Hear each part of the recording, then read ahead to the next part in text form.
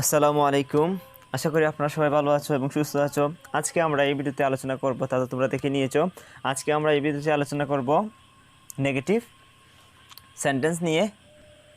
So কীভাবে তুমি negative sentence তৈরি করবে এবং নেগেটিভ সেন্টেন্স তৈরি করতে হলে কী কী প্রয়োজন এবং কোন কোন বারের প্রয়োজন স্থানীয় আমরা এই ভিডিওতে আলোচনা করব।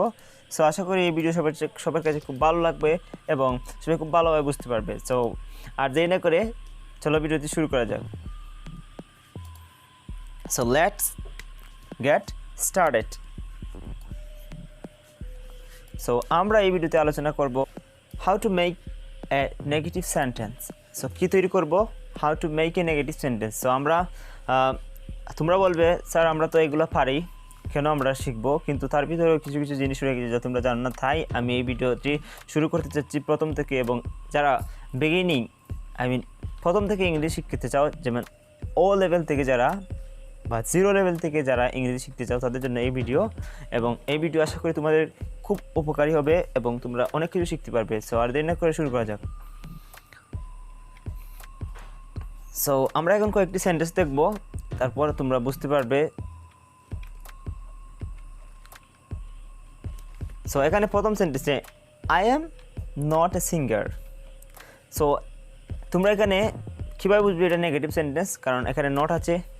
দ্বিতীয় সেন্টেন্সে I have not a phone, I can not speak English. So প্রত্যেকটি সেন্টেন্সেই নট যুক্ত আছে এবং পরে ফুল স্টপ আছে, তাদেরকে তোমরা বুঝতে পারবে নেগেটিভ সেন্টেন্স। কিন্তু নেগেটিভ সেন্টেন্স নট দেখেই আমরা নট যোগ করেই আমরা নেগেটিভ সেন্টেন্স গঠন করতে পারি না। অ্যাফার্মেটিভ সেন্টেন্সের সাথে আমরা যদি নট যোগ করি তাহলে এটি নেগেটিভ হবে না। নেগেটিভ করতে হলে এই নটটা কার সাথে যোগ করতে হবে, কোন ভার্বের সাথে যোগ করতে হবে, কোন ওয়ার্ডের সাথে যোগ করতে হবে তা জানতে হবে। তা আমরা এই ভিডিওতে আলোচনা করব। সো এখানে আমরা নট যোগ করেছি কার কার সাথে তোমরা দেখো। আই অ্যাম নট, এমটা যোগ হয়েছে নটের লগে। এখন যদি আমরা বলতাম এখানে আই নট এ সিঙ্গার, কিন্তু সেন্টেন্সটা ইনকারেক্ট থেকে যেত। দ্বিতীয় সেন্টেন্স যদি আমরা বলতাম আই নট এ ফোন, তৃতীয় সেন্টেন্স যদি আমরা বলতাম আই নট স্পিক ইংলিশ, তাহলে অর্থ সম্পূর্ণ হতো না এবং অপরপক্ষে মানুষ বুঝতে পারতো না। সো তাই আমরা এই ভিডিওতে আলোচনা করব কীভাবে তুমি নট যোগ করবে এবং কোন ওয়ার্ডের সাথে নট যোগ করবে এবং কীভাবে যোগ করবে। সো আর দেরি না করে শুরু করা যাক।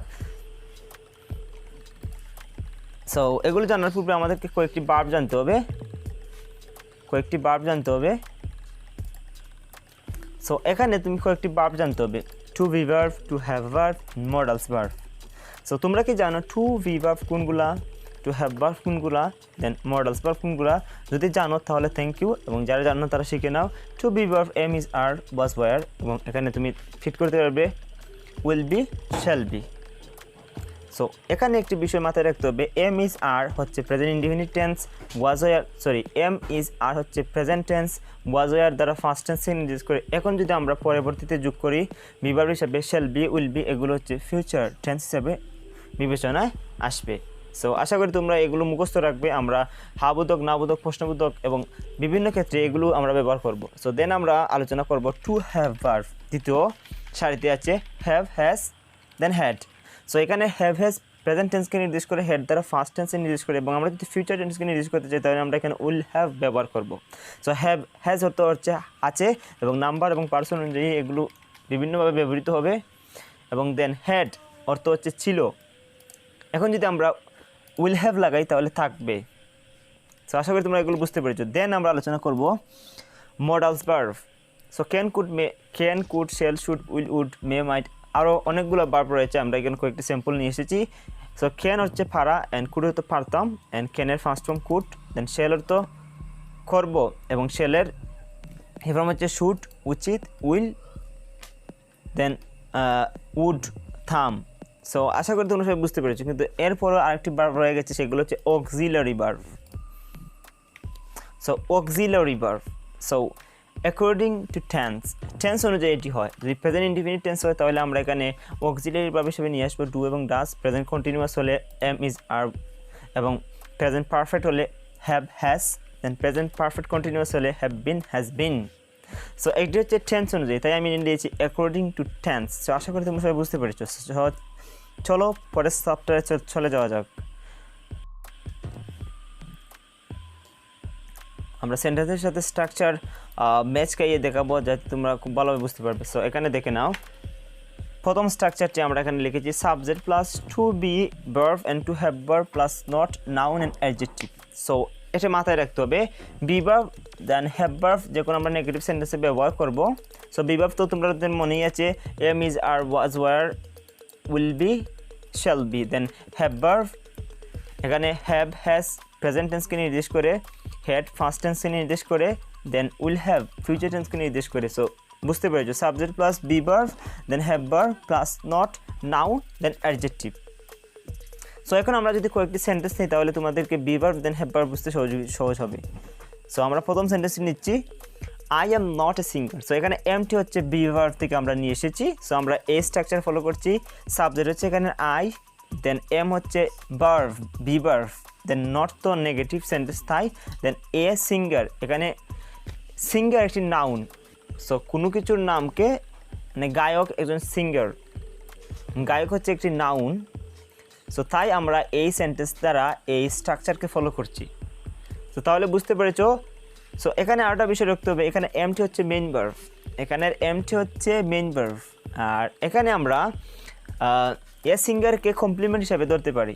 এ সিঙ্গারকে কেন কমপ্লিমেন্ট, এখানে আই দ্বারা যাকে বোঝানো হচ্ছে, দেন সিঙ্গার দ্বারা ঠিক তাকেই বোঝানো হচ্ছে, তাই এখানের আই দেন সিঙ্গার এটা যে কমপ্লিমেন্ট, আই পরিপূরক। কমপ্লিমেন্ট হচ্ছে গিয়া যদি সাবজেক্ট দেন অবজেক্ট যদি একই ব্যক্তি বা একই পার্সন থাকে তাহলে এটিকে কমপ্লিমেন্ট হিসেবে ধরা হয়। দেন আমরা আরেকটি সেন্টেন্স দেখি, so I have not a phone. So এখানে আমরা হ্যাভ ভার্ব ব্যবহার করে একটি নেগেটিভ সেন্টেন্স মেক করেছি। এখানে হ্যাভটি হচ্ছে হ্যাভ ভার্ব, দেন আই হচ্ছে এখানে সাবজেক্ট, দেন হ্যাভটি হচ্ছে এখানে have verb to have verb, then not তো এটা নাবোধক সেন্টেন্স তাই এখানে নট ব্যবহার করেছে এ ফোন, এটি নাউন। সো নাউন,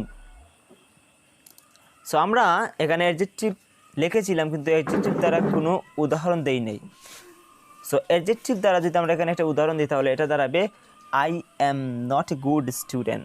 সো এখানে আই এম নটের পরে গুডটা হচ্ছে এখানে অ্যাডজেক্টিভ। সো তাই আমি এখন দেখিয়ে দিয়েছি স্ট্রাকচারের সাথে সেন্টেন্সের ম্যাচ। এখন আমরা দুটি স্ট্রাকচার লিখেছিলাম, আমরা এখন দ্বিতীয়টি দেখব। So subject plus modals then auxiliary plus not main verb plus object. So এই দুটি স্ট্রাকচারের মধ্যে পার্থক্য হচ্ছে নটের মধ্যে প্রথম স্ট্রাকচারে নাউন অ্যান্ড অ্যাডজেক্টিভ ছিল, দেন দ্বিতীয় স্ট্রাকচারে নটের পরে এমবি প্লাস অবজেক্ট রয়েছে। এমবি হচ্ছে এখানে মেইন ভার্ব। সো আশা করি তোমরা সবাই এটি বুঝতে পেরেছো। দেন আমরা এখন এই স্ট্রাকচারের সাথে কয়েকটি উদাহরণ নেই তাহলে তোমরা বুঝতে পারবে। প্রথম উদাহরণটি যাচ্ছে I can not speak English, আমি ইংরেজিতে কথা বলতে পারি না। সো ক্যান এখানে মডালস ভার্ব হিসেবে ব্যবহৃত হয়েছে, দেন নট তো স্ট্রাকচারে দেওয়া আছে, দেন এখানে স্পিক হচ্ছে এখানের মেইন ভার্ব, দেন ইংলিশটা হচ্ছে এখানের অবজেক্ট। সো আমরা এখন দেখে নেই at last sentence, I do not study at my home. এখানে সরি একটু ভুল হয়েছে, এখানে এটের পরে এম ওয়াই মাই হবে। সো এখানে আমরা স্ট্রাকচারটি দেখো, আমাদের মেইন লক্ষ্য হচ্ছে আমরা স্ট্রাকচারের সাথে সেন্টেন্সটি ম্যাচ খাওয়াবো। এখানে আইটি হচ্ছে এখানে সাবজেক্ট, ডু হচ্ছে an auxiliary verb, present indefinite টেন্সের অক্সিলারি ভার্ব আমরা জানি ডু, দেন নট, দেন এমপি হচ্ছে এখানে মেইন ভার্ব, দেন এট মাই হোমটি হচ্ছে অবজেক্ট। সো আশা করি তোমরা সবাই নেগেটিভ সেন্টেন্স এ থেকে শিখতে পারবে। সো তোমরা সবাই ভিডিওটি মনোযোগ সহকারে দেখো, এবং আমি প্রথমে যে 3 প্রকার ভার্বের কথা বলেছিলাম, to be verb, to have verb, then modals, এগুলোকে খুব ভালোভাবে মুখস্থ করে রাখো, পরবর্তীতে তোমাদের অনেক উপকারে আসবে।